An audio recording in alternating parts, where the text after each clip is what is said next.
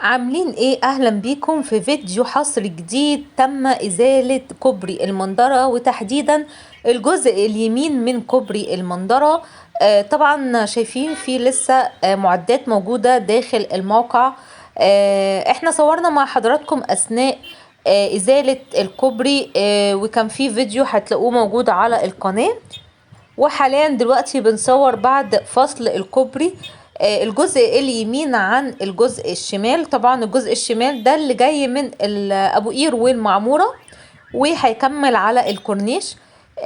تم فصل الجزء ده لان هيتم تسوية الطريق هنا ورفع منسوب الطريق ل60 سنتيمتر زي ما قلنا قبل كده، عشان طبعا يكون طريق البديل لكوبري المندرة او الطريق الجديد لكوبري المندرة متساوي مع الطريق القديم للكوبري.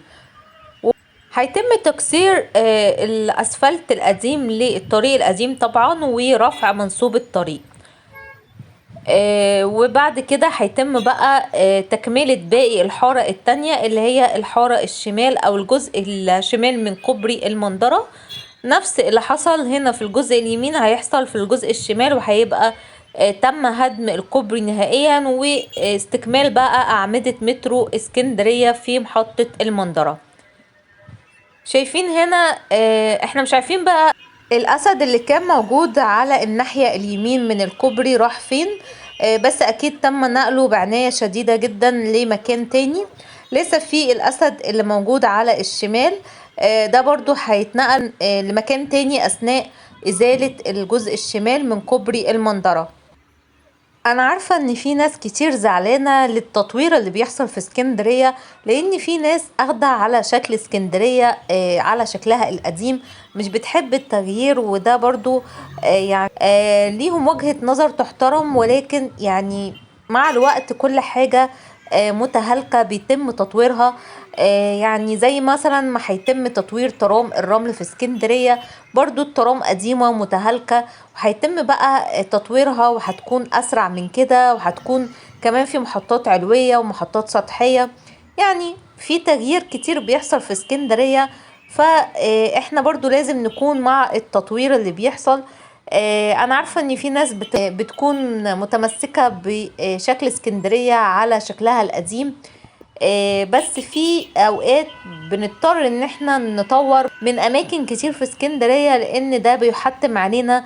عشان طبعا نستكمل مشروع مترو اسكندرية كان لازم من هدم كوبري المندرة لاستكمال اعمال المترو. هيتم هنا طبعا وضع عمود في المنتصف هنا لاستكمال طبعا اعمدة مترو اسكندرية، عشان يتم الانتهاء من مشروع مترو اسكندرية. طبعا بعد كده زي ما قلت لحضراتكم هيتم بقى تكسير الطريق هنا ورفع منسوب الطريق ل60 سنتيمتر زي ما حصل في الطريق الجديد للكوبري. وهيتم كمان وضع بقى منظومة صرف مياه الأمطار والصرف الصحي وكابلات الكهرباء. كل ده هيتم عمل البنية التحتية للطريق من أول وجديد زي ما حصل في الطريق الجديد للكوبري.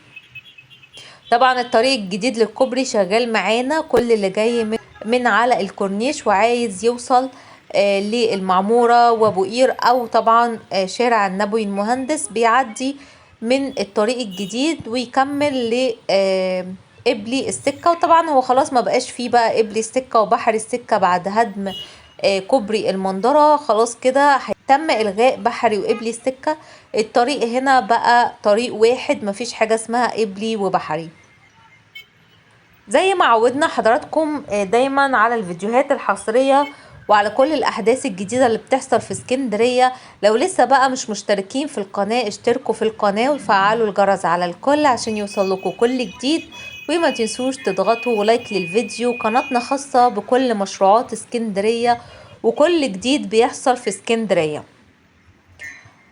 الشركة المنفذة لأعمال إزالة كوبري المندرة هي شركة برودكشن، وكمان الشركة هتكون مسؤولة عن تطوير ميدان المندرة.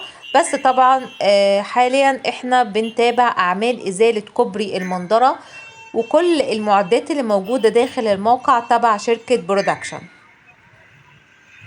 خلاص كده احنا ودعنا كوبري المنظرة، فاضل الجزء اللي على الشمال بس هيتم برضو ازالته وبكده هيكون انتهى تماما كوبري المنظرة للأبد.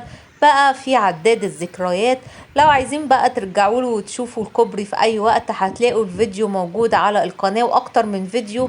هتلاقوا كل مراحل الطريق البديل لكوبري المنظرة وكل الأعمال اللي تمت هنا عند كوبري المنظرة هتلاقوها موجودة على القناة. الناس بقى اللي كانت بتسأل امتى هيتم إزالة الكوبري، اهو تم إزالة الكوبري أمام حضراتكم.